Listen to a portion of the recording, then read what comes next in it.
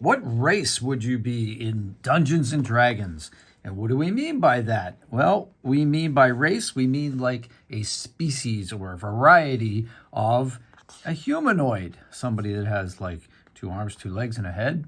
So who would you like to play?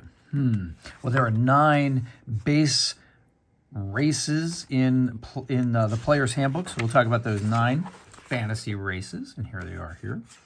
So let's go one at a time and talk about some of the ones that, the basic 9, okay? That don't look like animals. That look more like us, like humans or humanoids. That's what they call them, humanoids. All right, so let's say, answer these questions 3. Whoa. Do you long to make your mark on the world? Do you live in the moment, yet plan for the future? Are you brave and ambitious? If you said yes, then you might want to play a human. Humans have a lot of variety. They get a +1 on all their attributes, meaning basically that they're jack of all trades. How about this? If you answer these questions, do you value hard work and family? Do you sometimes hold a grudge? Are you always on the lookout for treasure? If that's true, then you might be a dwarf in D&D. Let's see about this one. Do you love magic and arcane mysteries? Do you feel older and wiser than your years? Do you prefer diplomacy rather than physical confrontation? If that's true, then you might want to play an elf character.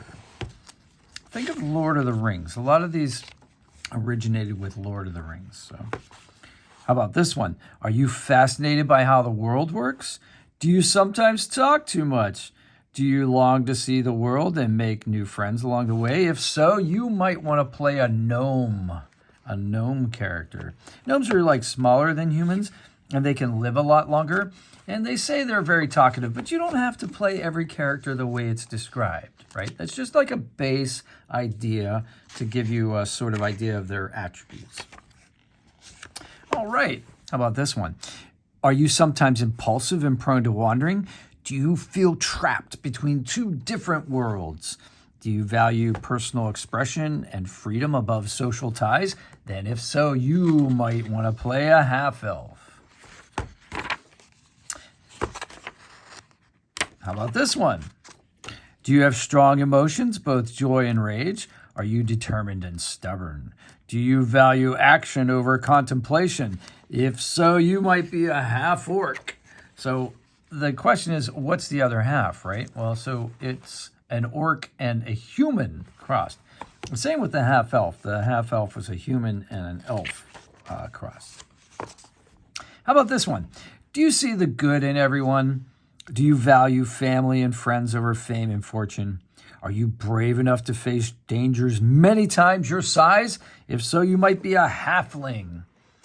Now, halfling, basically, think of Hobbit, okay? But they weren't allowed to use Hobbit because of copyrights and that sort of thing. And what they mean by halfling is these guys were about half the size of human beings, so that's kind of where that came from. All right. Are you proud and defiant? Do you always put family first? Do you push yourself harder than those around you? If so, you might be a dragonborn. And dragonborn, you would think, oh, well, maybe that's half dragon and half human. No, these are magically created creatures. So that's how that happened. All right. So those are the basic ones that are in the player's handbook.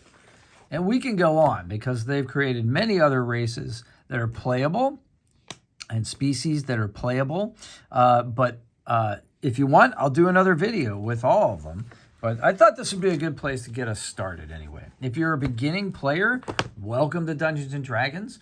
I do a lot of videos on this channel. If you want to see more, go ahead and smash like. And if you have any questions, please ask me. I answer almost all of the polite questions, if you know what I mean. It is the internet after all. Although YouTube's pretty cool. All right, guys. Have a great one. I'll see you on the next one. I'll see you through my ring on the next one.